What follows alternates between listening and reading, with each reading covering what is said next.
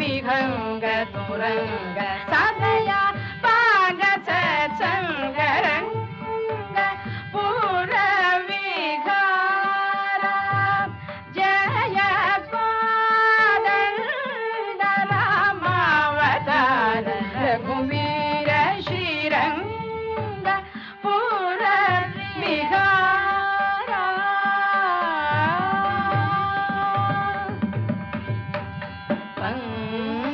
पंकजात कुल जल निधि सोमा पंकजात कुल जल निधि सोमावर पंकज मुख पट्टाभिरामा पंकजात कुल जल निधि सोमावर पंकज मुख पट्टाभिरामा पद पंकज जित कामा रघु रामा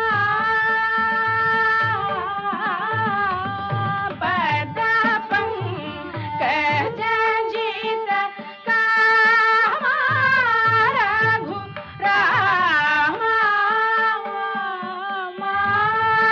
मातगत सीतावर वेश शेषांक शयन भक्त संतोष तेना करमि नयन मृदुतर भाषय कलंक दर्पण कपोल विशेष मुनि संकट हरण गोविंद वेंकटरमण मुकुंद संकट हरण गोविंद वेंकटरमण मुकुंद संकट हरण गोविंद वेंकटरमण मुकुंद संकर्षण मूलकंद शंकर गुरु गुहानंद रंग पूर विहारा जय कोदंड रामावतार रघुवीर श्रीरंग पूर विहारा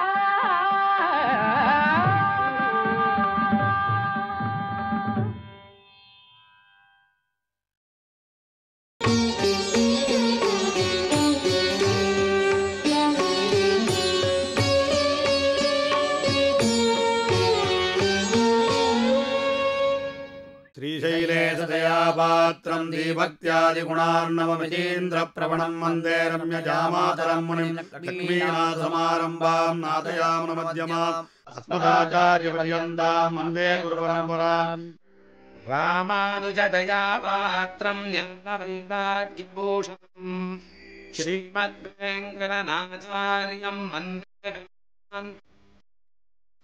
यो नित्यच्युतपदाम्बुजयुग्मरुग्मव्यामोहतस्तदितराणि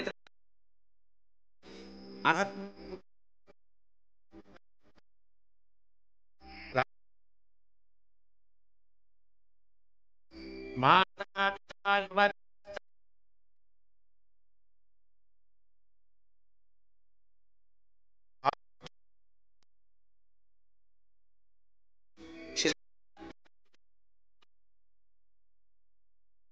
भूतं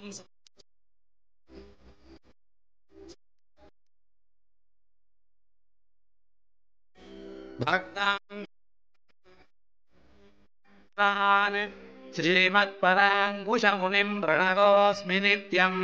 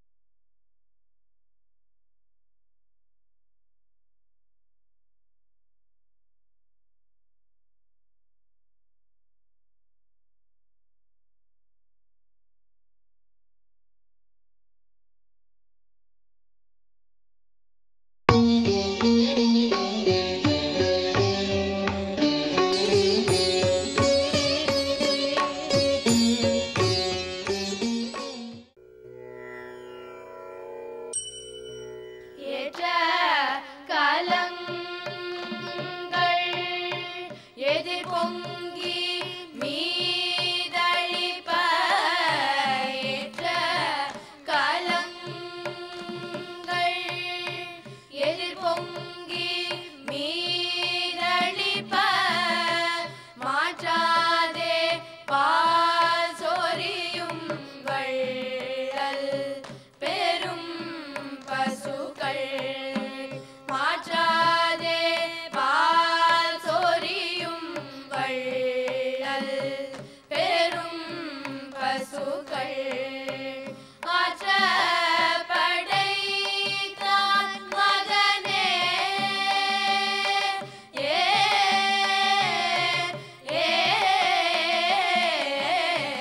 ஆற்ற படைத்தான் மகனே அறிவுராய் ஆற்ற படைத்தான் மகனே அறிவுராய் ஊற்றம்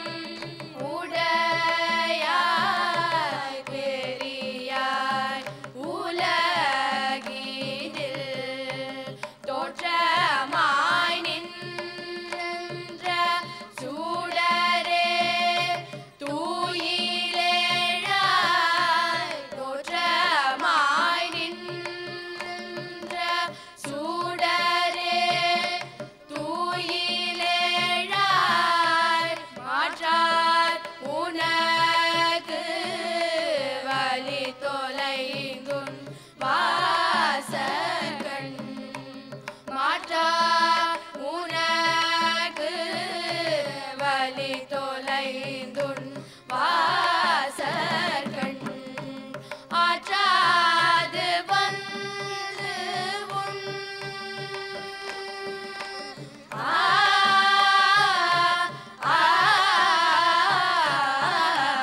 ஆற்றாது வந்து உன் அடிபணியுமா போலே ஆற்றாது வந்து உன் அடிபணியுமா போலே போற்றியா வந்தோ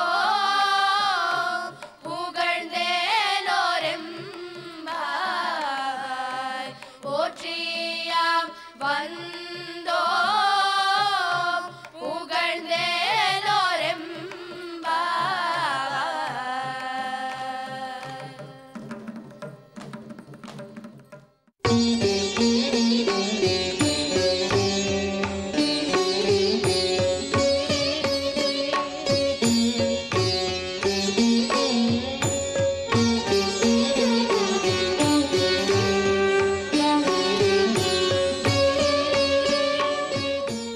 సదమకమణినీలా చారుకల్కారకస్తా స్తనపరనమితాంగీ సాంద్రవాత్సల్య సింధుః అలకవినిఖితాభిష్రగ్భిరా కృష్ణనాథ విలసతు కృతికోతా విష్ణుచిత్తాత్మజానக அன்னவயல் புதுவை ஆண்டாளரங்கற்கு பன்னு திருப்பாவை பல்வதியம் இன்னிசையால் பாடிக் கொடுத்தாள் நற்பாமாலை பூமாலை சூடிக் கொடுத்தாளைச் சொல்லு. ஆண்டாள் அனுபவித்த திருப்பாவையிலே 21வது பாசுரம் ஏற்றமான பாசுரம். இன்றைய தினம் ஏற்ற கலங்கள் எதிர்பொங்கி மீதளிப்ப மாற்றாதே பால் சொரியும் வள்ளல் பெரும்பசுக்கள் ஆற்றப்படைத்தான் மகனே அறிவுராய். நப்பின்னை பிராட்டியும் ஆண்டாளுடைய கோஷ்டியோடு சேர்ந்து கண்ணனை எழுப்புவதாக அமையக்கூடிய பாசுரம். நந்தகோபனுடைய பசுவனுடைய ஒரு வளத்தை கூறக்கூடிய பாசுரம். அதாவது நந்தகோகுலத்திலே வாங்கக்குடம் நிறைக்கக்கூடிய வள்ளல் பெரும்பசுக்கள் கலங்கள் இடுவதற்கு முன்பாலேயே பாலை சொரியக்கூடிய அழகான பசுக்கள் பல படைத்தவர்கள். அதாவது அந்த பாலை வாங்குவதற்கு ஏற்ற கலங்கள். எவ்வாறு ஒரு ஆச்சாரியனானவன் சிஷ்யனுக்கு ஞானத்தை பொழிவதற்கு காத்து கொண்டிருப்பாரோ அதுபோன்று பகவத்கீதையினுடைய சாராம்சத்தை ஆச்சாரியனாக உபதேசித்த கண்ணனுடைய தகப்பனாருடைய பசுக்கள் வள்ளல் பெரும் பசுக்களாக இருக்கக்கூடிய பசுக்களால் இருப்பதினால் கலம் இடுவாருடைய குறையே அன்றி பசுக்களுடைய குறை இல்லாமல் கலங்கள் எதிர்பொங்கி மீதளிப்ப பெரும் பசுக்களாக இருக்கக்கூடியவர்கள். அதாவது இவர்கள் பாலை கறக்க கரைக்க அந்த நுரையானது பொங்கி இருக்கக்கூடிய அளவுக்கு அந்த கலங்களை நிரப்பக்கூடிய வாங்கக்குடம் நிறைக்கும் பசுக்கள் எதிர்பொங்கி மீதளிப்ப மாற்றாதே பால் சொரியும் வள்ளல் பெரும் பசுக்கள் ஆற்றப்படைத்தான் மகனே அறிவுராய். அதாவது கண்ணன் முன் அவதாரத்திலே ராமனாக அவதரித்த போது தேவதைகளெல்லாம் வானரர்களாக வந்தார்கள். இப்போது அவன் கண்ணனாக அவதரித்த போது அவர்களே பசுக்களாகவும் கோபர்களாகவும் கோபிகைகளாகவும் வந்தார்கள். அது மட்டுமல்ல, கண்ணனுக்கு வேண்டிய அளவு பசு பால் நெய் தயிர் எல்லாம் அளிக்க வேண்டிய அளவுக்கு அங்கு பசுக்கள் அதிகமாக இருந்தால்தான் கண்ணனை திருப்திப்படுத்த முடியும் என்று இவ்வளவு பெரிய கூட்டங்கள். அவனுடைய மகனே அறிவுராய் ஊக்கமுடையாய் பெரியாய் உலகினில் தோற்றமாய் நின்ற சுடரே துயிலராய். இந்த பாசுரத்திலே நாம் முக்கியமான பதங்களை வியாக்கியானத்திற்கு எடுத்துக்கொண்டோமேயானால் கண்ணனை ஊக்கமுடையாய் என்று ஆண்டாள் நாச்சியார் அழைக்கின்றாள். எதிலே ஊக்கம்? ஆஷ்ரிதர்களை ரட்சிப்பதிலே ஊக்கம், பக்தர்களை காப்பதிலே ஊக்கம்.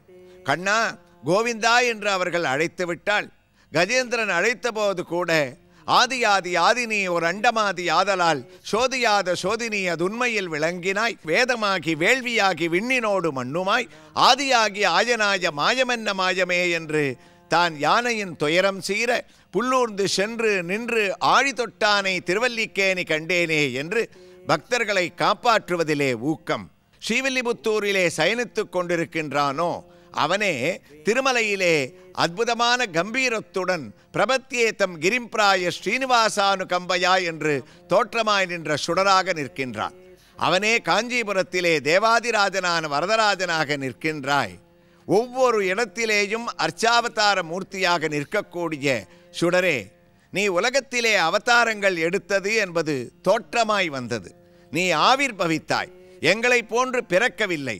நாங்கள் செய்வது பிறப்பு, நீ செய்யும் காரியம் அவதாரமாகிய ஆவிர்பவிப்பது. அதனாலொன்றோ உன்னுடைய கிருஷ்ணாவதாரத்திலே தேவகி பூர்வ சந்தியாயாம் ஆவிர்பூதம் மகாத்மனகா என்று சுகபிரம்ம மகரிஷி கண்ணன் கிழக்கு திக்கிலே சூரியன் தோன்றுவது போலே சந்திரகுலத்திலே தோன்றினான் என்று தோற்றமாய் நின்ற சுடரே துயிலழாய். உன்னுடைய பராக்கிரமம் எப்படிப்பட்டது? மாற்றார் உனக்கு வழி தொலைந்துன் வாசற்கண் ஆற்றாது வந்து உன் அடிபணியுமா போலே. கிருஷ்ணா, உன்னிடத்திலே மாற்றார்களாக உனக்கு வேண்டாதவர்கள் என்று யார் இருக்க முடியும்? பாகவத விரோதிகள் யாரோ, எங்களுக்கு விரோதிகள் யாரோ அவரே உனக்கு மாற்றார்கள். அந்த வரிசையிலே நாம் எடுத்துக்கொண்டோமே ஆனால் இரண்யாக்ஷன், இரண்யகசிபு, ராவணன், கும்பகர்ணன் முதலிய மாற்றார்கள். ராமாவதாரத்திலே உன்னுடைய சீதையை துன்புறுத்திய காகாசுரன் மாற்றான். கபந்தன் முதலிய இவ்வளவு அரக்கர்களும் உன்னுடைய பராக்கிரமத்திற்கு தோற்று மாற்றார் உனக்கு வழி தொலைந்து உன் வாசற்கண் ஆற்றாது வந்து உன் அடிபணியுமா போலே. காகாசுரன் பேர் நீ ஏவின ஒரே ஒரு சின்ன திருணமானது புல்லானது அவனை 7-14 உலகிற்கும் துரத்தி சித்திரகூடத்திருப்ப சிறுகாக்கை உனை தீண்ட அத்திரமே கொண்டறிய அனைத்துலகும் திரிந்தோடி வித்தகனே ராமா ராமா நின் அபயம் அபயம் என்று அழைப்ப மாற்றார் உன் அடிபணியவில்லையா? கபந்தன் உன்னுடைய அடிபணியவில்லையா? மாற்றாரை கூறுவானே, உன்னுடைய அவதார கிரமத்திலே இருக்கக்கூடிய பரசுராமன், தேவேந்திரன் முதலிய அனைவரும் கூட திடீரென்று உனக்கு மாற்றானாக உனக்கு வேண்டியவர்கள் கூட மாற அவர்களுடைய கர்வத்தையும் நீ அழித்து உனக்கு அடிபணியும்படியாக செய்தாயே.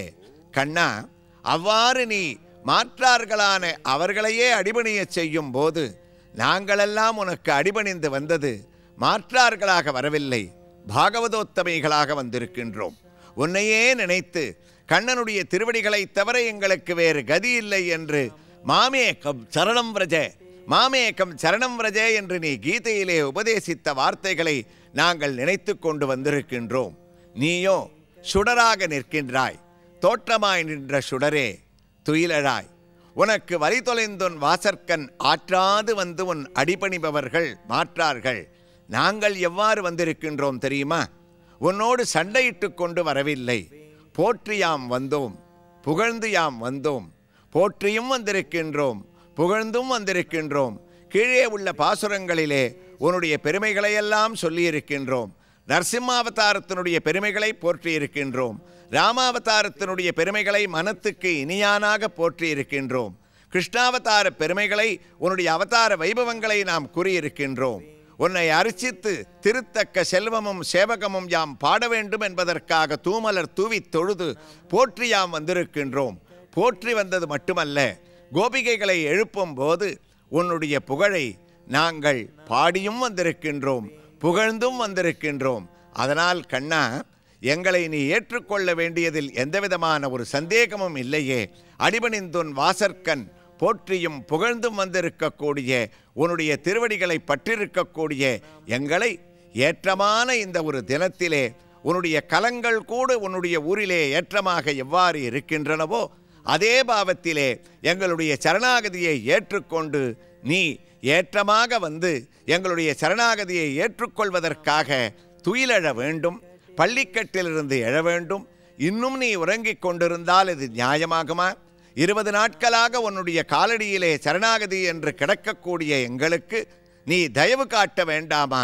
தோற்றமாய் நின்ற சுடரே துயிலழாய் மாற்றார் உனக்கு வழி தொலைந்துன் வாசற்கண் ஆற்றாது வந்து உன் அடிபணியுமா போலே போற்றியாம் வந்தோம் புகழ்ந்தேலோர் எம்பாவாய் என்ற இந்த 21வது பாசுரத்திலே நந்தகோபருடைய செல்வத்தினுடைய செழிப்பையும் பசுக்களுடைய செழிப்பையும் கண்ணனுடைய அவதாரத்தினுடைய ஒரு பெருமையும் அர்ச்சாவதார மூர்த்தியாக பற்பல திவ்ய தேசங்களிலே அவன் நிற்கக்கூடிய ஒரு பெருமையும் அனைத்து இடங்களிலேயும் அவன் சுடராக நிற்கக்கூடிய ஒரு தன்மையையும் கூறி தங்களுடைய பிரபத்தியையும் பகவானிடத்திலே தெரிவித்து எங்களை உய்விக்க வேண்டும் என்று எழுப்பக்கூடிய போற்றியும் புகழ்ந்தும் இருக்கக்கூடிய ஏற்றமான பாசுரம் ஏற்ற கலங்கள் என்ற இன்றைய தினத்தினுடைய ஒரு பாசுரம்.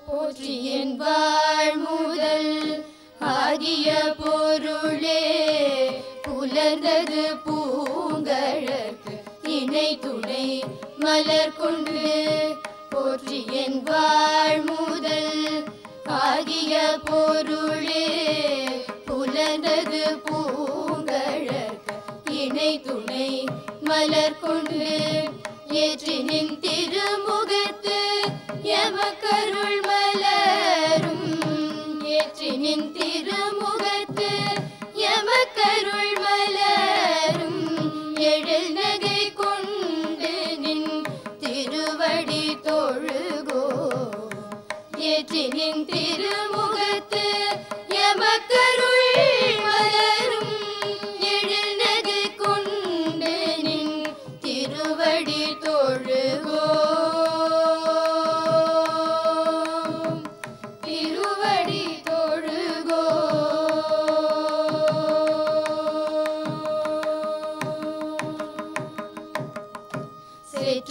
கமலங்கள் மலரும் தன் வயல் சூழ் திருப்பெருந்துறையூரை சிவபெரும் சேற்றிதழ் கமலங்கள் மலரும் தன்வயல் சூழ் திருப்பெருந்துறையூரே சிவபெருமானே சிவபெருமானே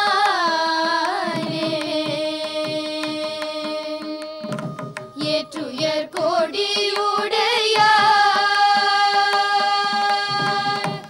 ஏற்றுயர் கோடியுடையார் எமையுடையார் ஏற்றுயர் கோடியுடையார் எமையுடையார் எம்பெருமான் பள்ளி எழுந்தருளாயே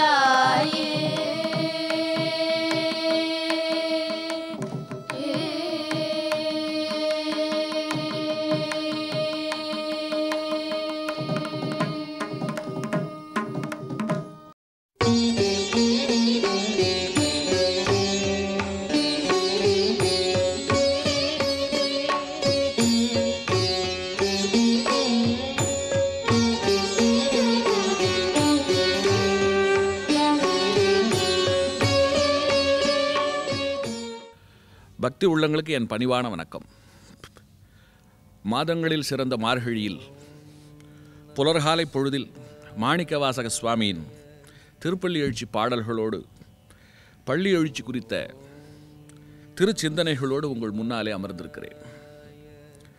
திருப்பாவையும் திருவெம்பாவையும் இந்த மாதத்தின் காலை பொழுதை நெகிழ்வான ஒரு கவிதை பொழுதாக ஆக்கும் சக்தி படைத்தவையாகும்.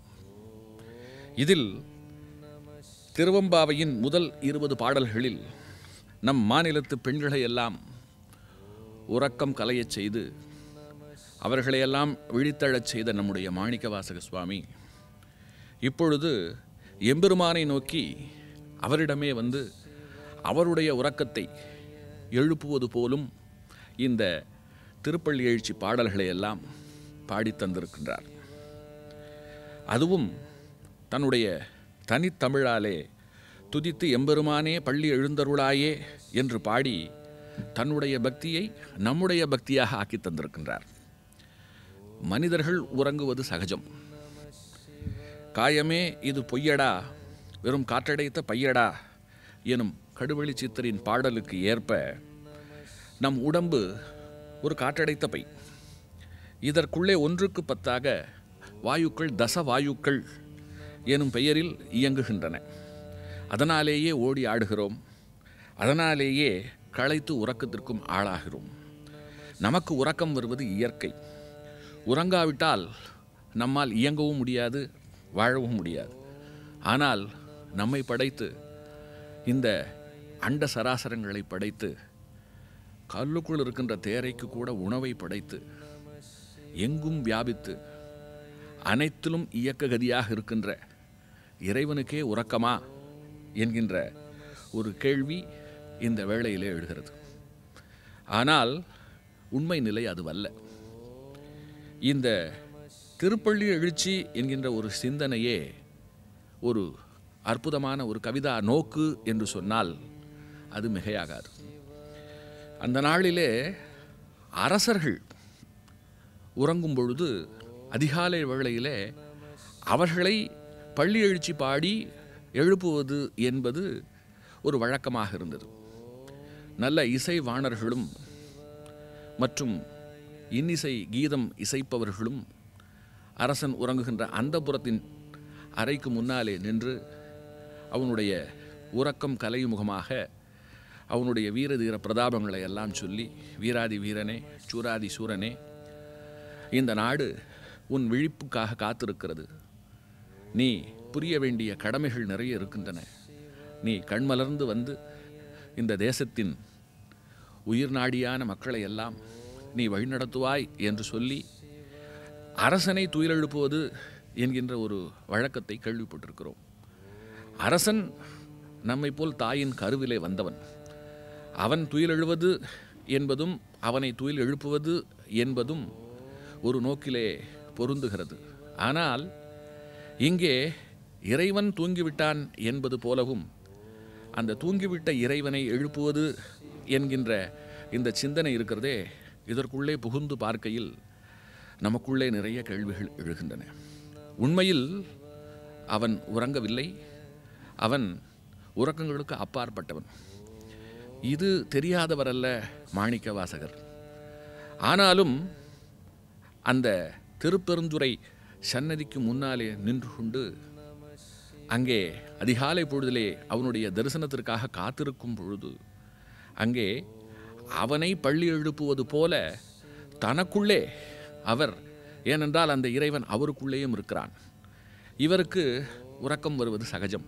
எனவே தனக்குள்ளே அந்த இறைவன் உறங்கிவிடக்கூடாது என்கின்ற ஒரு எண்ணத்தோடு, அந்த பாவனையோடு அவர் இறைவன் உறங்கிவிட்டதைப் போல் கருதி ஒரு பாவனையோடு பாடியதே இந்த திருப்பள்ளி எழுச்சி பாடல். அவ்வளவும் செம்மாந்த தமிழிலே கேட்க கேட்க இனிக்கின்ற விதத்திலே அவர் எழுதியிருக்கக்கூடிய அந்த ஒழுகுணரும் சுவையை நோக்கும் பொழுது வியப்பாக மட்டுமல்ல, நமக்கெல்லாம் பக்தி பெரு விருந்தாகவும் இருக்கிறது. போற்றி என் வாழ்முதலாகிய பொருளே என்று தொடங்குகிறது அந்த திருப்பள்ளி எழுச்சி பாடல். போற்றி என் வாழ்முதலாகிய பொருளே, புலர்ந்தது பூங்கழற்கு இணை துணை மலர் கொண்டு ஏற்றி நின் திருமுகத் தெமக்கருள் மலரும் எழில் நகை கொண்டு நின் திருவடி தொழுகோன் சேற்றிதழ் கமலங்கள் மலரும் தன் வயல் சூழ் திருப்பெருந்துறை உரை சிவபெருமானே, ஏற்றுயர் கொடிவுடையாய் எனை உடையாய் எம்பெருமான் பள்ளி எழுந்தருளாயே என்கிறது அந்த முதல் பாடல். இதிலே அந்த முதல் வரியிலேயே நம்மை வெகுவாக சிந்திக்க வைக்கிறார். போற்றியன் வாழ்முதலாகிய முதலே. இந்த உலகத்திலே நாம் வாழ்வதற்கு பல பொருளே தேவைப்படுகிறது. அதாவது பொருளில்லார்க்கு இவ்வுலகம் இல்லை என்று சொல்லுவார்கள். அந்த வகையிலே நாம் வாழ்வதற்கு நிதி தேவைப்படுகிறது, உறவுகள் தேவைப்படுகின்றன, மற்றோர் விட்டு செல்லுகின்ற பல்விதமான பொருட்கள் தேவைப்படுகிறது. ஆனால் அந்த பொருட்கள் எல்லாம் அழிந்து விடக்கூடிய பொருட்கள். நாம் அதில் ஒன்றை கூட எடுத்து செல்ல முடியாது. ஆகையினாலே இவர் முழு முதற் பொருளாக கருதுவது தன்னுடைய வாழ் முதலாகிய பொருளே என்று அவர் இங்கே இறைவனை குறிப்பிடுகிறார். போற்றி என் வாழ் முதலாகிய பொருளே, புலர்ந்தது பூங்கழற்கு இணை துணை மலர் கொண்டு. அதாவது அந்த அதிகாலை பொழுது விடிந்து விட்டது. எப்படி? இணை துணை மலர், அற்புதமான வார்த்தை. இதை கதம்பம் என்று கூட சொல்லலாம். கதம்பத்தில் எல்லா விதமான கலர்களும் எல்லா விதமான மலர்களும் கலர்ந்திருக்கும். அதனால் அதில் இணை மலர்கள் இருக்கும், துணை மலர்கள் இருக்கும். அந்த மலர்களை ஏந்தி கொண்டு சன்னதிக்கு வெளியிலே நின்று கொண்டிருக்கின்றார்கள். எதற்கு? நின் திருமுகத் எமக்கருள் மலரும். கதவு திறக்கின்ற வேளையிலே உன்னுடைய மலர்கின்ற திருமுகத்தை நாங்கள் பார்ப்பதற்காக கையிலே மலர் கொண்டு நாங்கள் நின்று கொண்டிருக்கிறோம். எழில் நகை கொண்டு நீயும் உள்ளே எழில் முகத்தோடு நகை முகத்தோடு நீயும் நின் திருவடி தொழுகோஞ்ச் காத்திருக்கும் எங்களுக்கு உன்னுடைய திருவடியை நீ காட்டி அருள்வாயாக. எங்கே? சேற்றிதழ் கமலங்கள் மலரும். அதாவது நல்ல சிவந்த தாமரை மலர்கள் மலர்கின்ற வயல்கள் சூழ்ந்த திருப்பெருந்துறை என்னும் ஊரில் உரைகின்ற சிவபெருமானே, ஏற்றுயர் கொடியுடையாய், சிறந்த உயர்ந்த கொடியை உடையவனே, அந்த கொடியை மாத்திரமானே உடையவனாக இருக்கிறாய். ஏனை உடையாய். மாணிக்கவாசக சுவாமி இங்கே தன்னையும் அத்தோடு சேர்த்து பொருத்தி கொள்கிறார். சொல்லி எம்பெருமான் பள்ளி எழுந்தருளாயே என்று உருக்கமாக திருப்பள்ளி எழுச்சியின் முதல் பாடலை அவர் அந்த திருச்சன்னதி முன்னாலே நின்று கொண்டு பாடும் பொழுது, அதை கேட்கும் பொழுது, அங்கே இறைவன் பள்ளி எழுந்தானோ, அந்த பள்ளி எழுச்சியினுடைய உள் விளைவுகள் இருக்கிறதே, அவைகளெல்லாம் நமக்குள்ளே காட்சியாக அந்த திருப்பெருந்துறை சன்னதிக்கு முன்னாலே நிலவுகின்ற அந்த சூழல் அப்படியே நம் கண் முன்னாலே விரிகிறது. அதிலே அவர் தன்னை, இறைவனை தன்னுடைய வாழ்முதல் பொருளாக கருதி துதி செய்து அவர் அவனுக்கு வந்தனை செய்ததிருக்கிறதே, அது நம் மனதிற்குள்ளே ஒரு பெரும் பக்தியை உண்டாக்குகிறது. அந்த வகையிலே திருப்பள்ளி எழுச்சியின் இந்த முதல் பாடலை நிறைவு செய்கிறேன். நாளை இதனுடைய இரண்டாவது பாடலிலே இருந்து மற்றும் அதன் சிந்தனைகளை நாம் தொடருவோம்.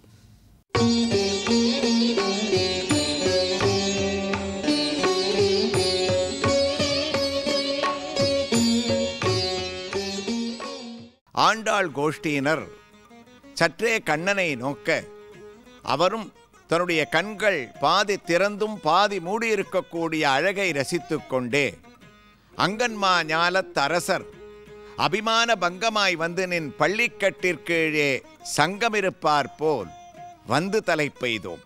கண்ணா, நீ சயனித்துக் கொண்டிருக்கக்கூடிய பள்ளிக்கட்டிற் சாமான்யமான கட்டிலா?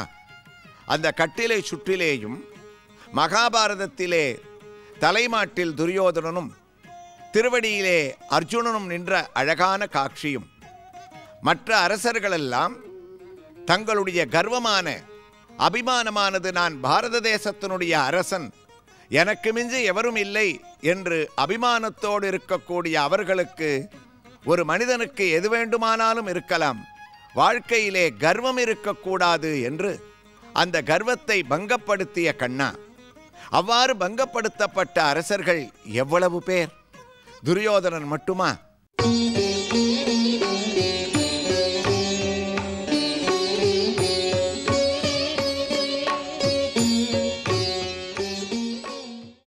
மிகப்பெரிய லிங்கம் என்று ஒன்று இருக்கிறது என்று சொன்னால் அது தஞ்சை பிரகதீஸ்வரர் ஆலயத்திலே இருக்கக்கூடிய லிங்கம் என்று சொல்லலாம். மிக பெரியது என்று ஒன்று இருப்பதைப் போலவே மிகச் சிறியது என்று ஒன்று இருக்கிறது. அத்தகைய மிகச்சிறிய லிங்கம் ராமேஸ்வரத்திலே. இந்த இரண்டுக்கும் நடுவிலே ஒரே ஒரு இடத்திலே மாத்திரம் இறைவன் லிங்க வடிவாக இல்லாமல் தன்னுடைய திருவடிகளை சன்னதியிலே கொண்டிருக்கிறான். இங்கே திருப்பெருந்துறை சன்னதிக்குள்ளே பீடத்தின் மேலே இருப்பது லிங்கம் அல்ல, இறைவனுடைய திருவடிகள். வேறு எங்கும் இல்லாத ஒரு தனிப்பெரும் சிறப்பு இது. இந்த திருவடிகளை பற்றி எண்ணும் பொழுது சரணாகதி என்கின்ற ஒரு தத்துவம் நம்முடைய நினைவிற்கு வரும். மாணிக்க வாசகரும் அப்படித்தான் நினைக்கிறார். அதனால்தான் இந்த மண்ணிலே எத்தனையோ ஆலயங்கள் இருக்க அந்த சன்னதி முன்னாலே நின்று கொண்டு அந்த திருவடிகளை எப்படியாவது பற்றி அந்த திருவடிக்குரிய இறைவனிடம் சென்று சேர்ந்துவிட வேண்டும் என்று துடித்து திருவெம்பாவை பாடினார். இங்கே திருப்பள்ளி எழுச்சி பாடிக்கொண்டிருக்கிறார்.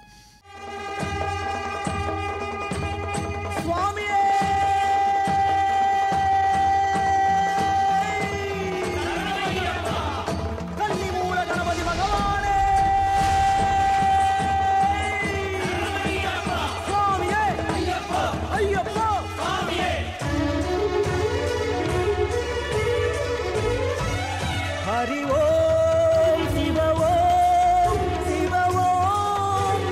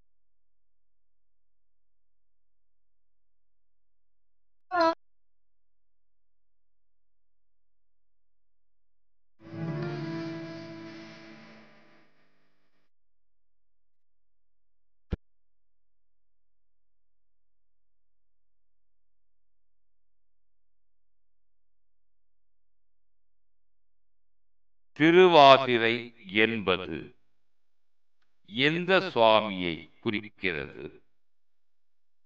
என்ன காரணம்? நட்சத்திரங்கள் 27 நட்சத்திரம் இருக்குது. அதில் திருன்னு சேரக்கூடிய நட்சத்திரம் 2 நட்சத்திரம் தான். திருவாதிரை, திருவோணம்.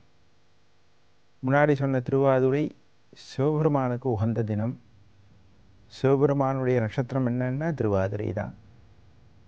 ஆகம சாஸ்திரங்களில் சொல்லும் பொழுது நமக்கு எப்படி நட்சத்திரம் இருக்கோ அது மாதிரி கோவில்களில் இருக்கக்கூடிய பெருமானுக்கும் நட்சத்திரம் உண்டு. அப்படி ஒவ்வொரு ஊரில் ஒவ்வொரு இருக்கக்கூடிய சுவாமிக்கு ஒவ்வொரு நட்சத்திரம் சொல்வார். அப்படி சில கோவில்கள்லாம் எடுத்துட்டேன்னா அதுக்கு வழிபாட்டு முறைகளில் வரும்பொழுது சில காலகட்டங்களில் அந்த சுவாமியுடைய நட்சத்திரம் மறந்து போயிடும், அந்த கும்பாபிஷேக தினம் மறந்து போயிடும். அப்படிலாம் இருந்ததுன்னா பொதுவான சிவபெருமானுக்குரிய திருவாதிரை நட்சத்திரம் எடுத்துக்கலாம் சொல்லியிருக்கா. ஆதிரை நாள்ன்றது சிவபெருமானுடைய ரொம்ப விசேஷமான நாள். அது சிதம்பரத்தில் கொண்டாடுறா. மார்கழி மாதம் இந்த திருவாதிரை பௌர்ணமியோட கூடி வரும். சில சமயத்தில் முன்னாடியே வரும். அந்த சமயத்தில் சுவாமி வீதிகளில், நான்மாட வீதிகளில் சிதம்பரத்தில் சிவகாம சுந்தரியோட தேரில் பவனி வரா. அந்த தினம் ரொம்ப விசேஷமானது. அதை தரிசனம் பண்ணும் பொழுது நம்மளுடைய சகலவிதமான பாபங்களும் நீங்கிறதுன்னு சொல்லி சிதம்பர மகாத்மியத்தில் சொல்கிறார். இந்த திருவாதிரை நாளில் பெருமான் உலகத்தில் முதல்ல வந்தாராம். தீட்சிதர்கள்லாம் சொல்லும்பொழுது சொல்வார். தில்லை புராணத்துலேயும் இது வருது. சிவபெருமான் இந்த பூலோகத்தில் எழுந்தருளச் செய்த நாள் திருவாதிரை நாள்.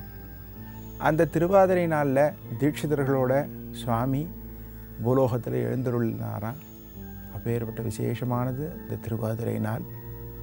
அதோடு மட்டுமில்லை, விரத மகாத்மியத்தில் சொல்லும் பொழுது, விரத கல்ப மஞ்சரியில் சொல்லும் பொழுது ஆருத்ரா, அதாவது திருவாதிரை விரதமாகப்பட்டது விசேஷமானது, சகலவிதமான போகபோக்கியங்களையும் கொடுக்கக்கூடியது அப்படின்னு சொல்கிறா. இந்த விரதம் எப்படி இருக்கணும்னா, மார்கழி மாதம் முதல்ல வரக்கூடிய திருவாதிரையில் முதல் வருஷம் ஆரம்பிக்கிறோம்.